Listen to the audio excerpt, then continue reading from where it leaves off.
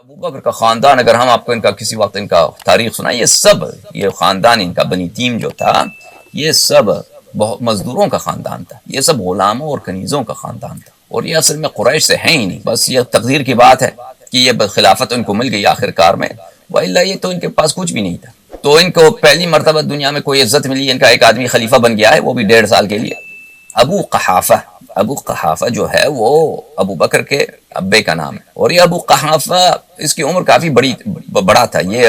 ابو بکر کے وفات کے بعد بھی زندہ رہا۔ اس کا تاریخ ابھی کسی وقت بتاؤں گا کہ اس کا کیا تاریخ۔ یہ کہتے ہیں کہ ابو بکر بڑا، اس نے اسلام کے راستے میں پیسہ خرچ کیا، یہ کیا وہ کیا۔ یہ شخص جو تھا ابو بکر، عبداللہ ابن جدعان، مکے میں اس کا ایک بڑا گھر تھا، اور وہ وہاں پہ اس کے جو بھی گھر میں ہوتا تھا، بہرحال لوگوں کو بلانے کے لیے کہ لوگ اس کے گھر آ جائیں، تو اس نے 2 ملازم رکھے تھے، اور ان کا کام تھا کہ وہ سڑک پہ، ایک سڑک کے اس سائڈ پہ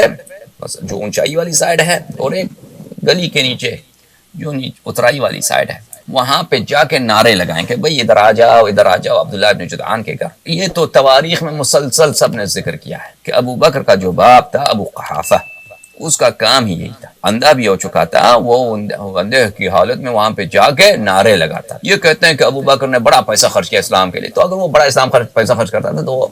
اپنے ابے کو جو اندھا ہو چکا تھا 1 درہم کے لیے روزانہ جا کے صبح سے شام تک ادھر، ہاں جیسے پاکستان میں جمعہ بازار وغیرہ میں کوئی کڑا نہیں ہوتا نا، کہتا ہے کہ آ جاؤ بھائی آ جاؤ، سیب خریدو، آلو خریدو، اسی طرح وہ جا کے ادھر وہ نعرہ لگاتا تھا،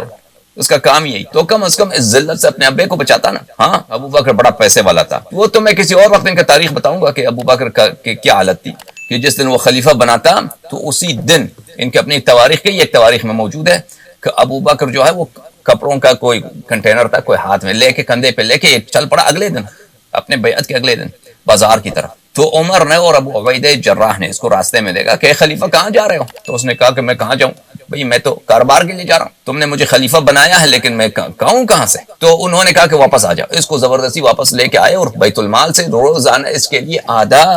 بکرا انہوں نے یہ نصب کیا، آدھا بکرا خود شاید کہتے تھا عمر اور ابو عبیدہ جراح، بہرحال روزانہ بیت المال سے اس کے لیے کہ تو یہ تیرے گھر کا خرچہ جو ہے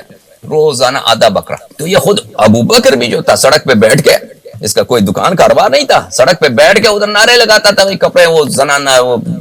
جورا وغیرہ کچھ زنانہ کپڑے یا مردانہ کپڑے، بچوں کا کپڑا لے کے ادھر نعرے لگاتا تھا کہ کوئی اس سے خرید لے۔ یہ تو ان کی تواریخ میں موجود ہے سب کتابوں میں، اور دکھائیں گے انشاءاللہ تبارک و تعالی کہ یہ ابو بکر کا کیا حال تھا۔